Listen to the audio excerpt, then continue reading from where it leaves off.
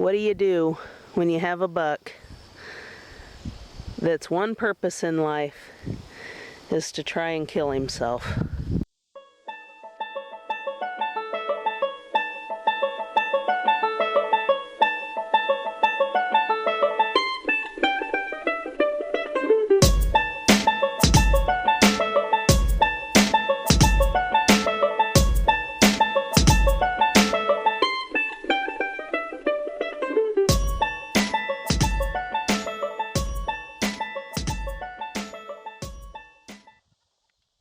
Good morning. Welcome back to Hanson Never Done Farms on this slightly windy Tuesday morning, August 17th. Let's go see the goats. If you are a returning subscriber, thank you for being here. Thank you for watching. We do appreciate each and every one of you. If you are new to the channel, please take a moment, give us a like, subscribe, and ring the notification bell. There's a lot of things going on out here. We, as many know, transplanted ourselves from Oregon to Oklahoma. We left our 1-acre farm in Oregon, and we bought a little over 3.5 acres here in Oklahoma, and we are rebuilding our farm from the ground up. We brought our goats with us, and we're just starting over out here. So, as I alluded to, if anybody owns goats, knows people that owns goats, their one purpose they have 3 purposes in life: to eat, to breed, and to try and kill themselves. Not necessarily in that order. Sometimes they just try and kill themselves. So, as many of you know, we recently purchased a little over 3-year-old breeding buck. His name is Cash, and he is in full rut, which means his purpose in life is to procreate, to get to the girls, and all that. We have him separated along with our 2 other bucklings up at the top pen. We have the girls at the bottom pen. They can't see each other, but he can hear them, he can smell them. He has tried in the past a few times to get out, and those attempts have been thwarted, and he's been unsuccessful to get into the girls. Successful in getting out once, but was brought back. Food is also a big motivator. He likes his alfalfa pellets, and as most goat owners can attest to, you typically keep your animals on a schedule. I feed at around the same time, twice a day, so they're used to that. Yesterday was a busy day. As you could see, Jeff had the concrete poured for his shop, and so our focus was out front more than it was out back. Been at the table several times throughout the day with my computer, and from the kitchen table you can see out here to the goats. Gosh, it's windy. You can see out here to the goats pretty easily. And I could see, the goats were fine. At about 6 o'clock, I came out to feed, and usually I get the feed, take it to the girls, get them situated, go back to the feed, come up to the boys. That's usually what I do. Well, when I went to the feed, again, I have clear view of the boys' pen. I could see the boys out here, Cash and the 2 bucklings. And so I grabbed the feed, walked over to the girls, took care of them, and walked back to the feed bucket, and I heard a call, I'll say. I heard one of the goats call. Now, anybody that owns pets, children, if you have children, if you own pets, you know the difference. You know their normal vocalization. And when that changes, that vocalization changes, you know it. Well, when I heard that vocalization again, I turned around and looked up towards here. Well, of course, I wear glasses and I don't see as well, so it looked like Cash was up against the fence. And I thought, oh, that silly buck, he's going to break down the fence. So I scooped up the feed, started to walk up here. I got no more than 5 or 6 steps, and I could tell he wasn't leaning up against the fence, he was hanging off the fence. And so I hollered, Jeff was out front, hollered to Jeff and told him, you know, Cash is in trouble, hurry. And we got up here, Jeff actually, I think we got up here at about the same time. And what we came to was Cash with his feet on the ground and both back hooves, one here and one here. Somehow he had tried to jump this fence and his back legs got caught right there. He got caught right at the back hooves on both sides. His feet was on the ground, but he was hanging upside down here. Scared the bejeebers out of me, you guys. Jeff immediately tried to undo his feet, and it was pretty tight. It was pretty bad. And so Jeff just reached down, lifted him up, which, you know, Cash is a big boy. He's a heavy dude. Jeff picked him up and said, try and get his feet out. They were still wedged so tight, I couldn't get his feet out. Luckily, there was a bar up here, and I was able to get the bar between his feet and that top fence and just, I don't know, maneuver his foot out easily. It was easy once I got that up. And anyways, he went right down on the ground. Jeff, you know, put him on the ground, and I thought for sure, you know, he had broke a leg, something, you know, something detrimental that we weren't going to be able to see him recover from. And anyways, we sat there for a little bit. Jeff checked over his back feet and couldn't feel no breaks. They were, you know, one had a little bit of blood on it, but nothing significant. And so Jeff said, let's just give him a minute, let him, you know, we don't know how long he was hanging. I didn't think that he was hanging for that long, but, you know, like I said, my eyesight's not good.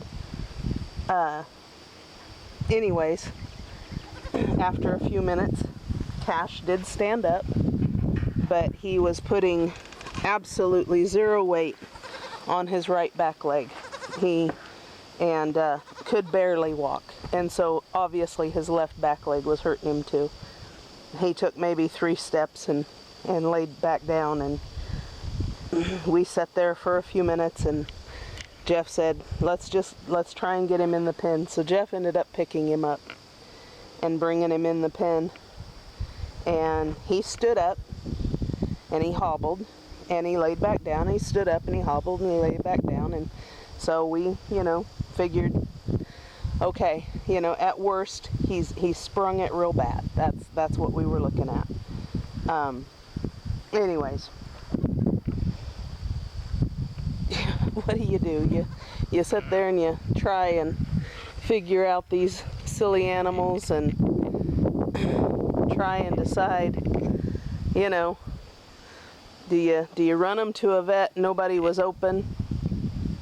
And so, you know, Jeff said, let's hold off, let's give him the night.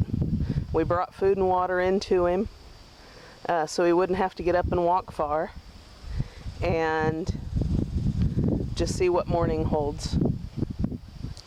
Came out this morning, and you guys, hi Cash, came out this morning. Come on,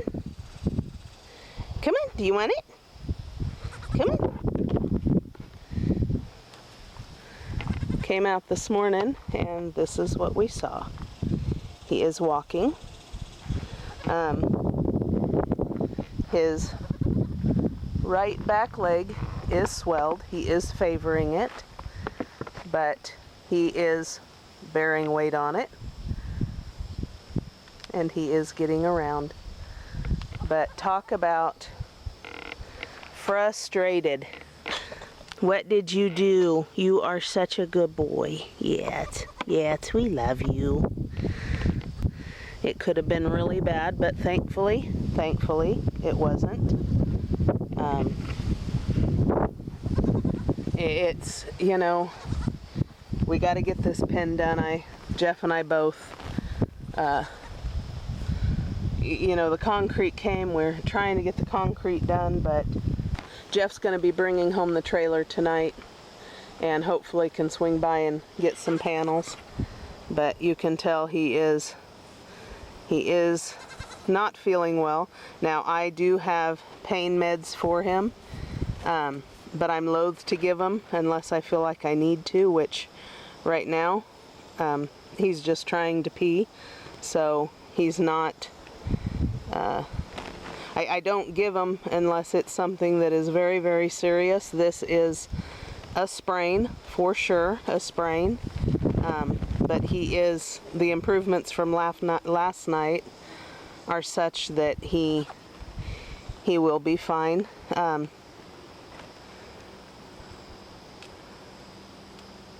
I'm just watching him, and he's very gingerly on it, but he is able to get around, and that is the most important thing. And we'll give him a few days and see how he improves. Now, this is something that Jeff did hook up for me last night, just in case we need it. We will, from this point on until his pen is ready, be putting him on a leader rope. There's nothing in the pen that he can get it tangled in, but listen, dude, what are you doing? But it will allow him. What are you doing? You are so silly. It will allow him, come on, Diesel, seriously, to get all the way to the back of the shelter. So, until his pen is done, if he recovers before the pen, we will be using this. For now, he's in no condition to jump up and over a fence, so I'm not really too worried about him. You guys, we could have lost him. It could have been really bad.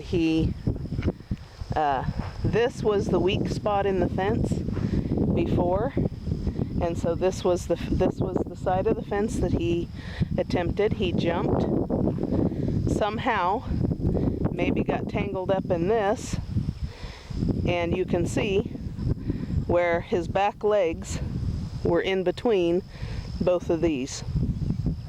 He was hanging off the side, and his back legs, and he was caught. He was caught. Let me see if I can show you, if he'll let me. Oh, buddy. Yeah, he's a good boy. Right between here and his hoof. That's where he was caught. So, no doubt he has sprained it pretty bad. But there's really nothing that can be done for that.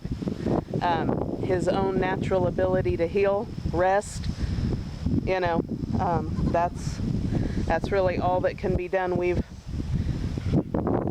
had many goats. We've had a few bucks, and we've had bucks whose one purpose in life was to get out. The first buck we ever owned tried to jump out of a fence. Luckily, he was only about 7 months old, and he got one leg tangled. And because he was so little, I was able to get him out by myself. I would not have been able to get Cash out. There would have been no way. Had Jeff not been here, there would have been no way I could have gotten him out. His weight was pulling that fence so tight that Jeff lifting him and holding him and taking that weight off the fence made the fulcrum a little bit easier for me. But anyways, as you can see, he's fine. He's a little bit slow. It's going to take a little bit of time, which, you know, at this point, I don't want to say it could be a good thing, but it could be a good thing because now we can get the fence completed. But yeah, it could have been real bad, and thankfully he's fine. He's a little slow, he's limping, he's definitely favoring that back right leg, and time will tell.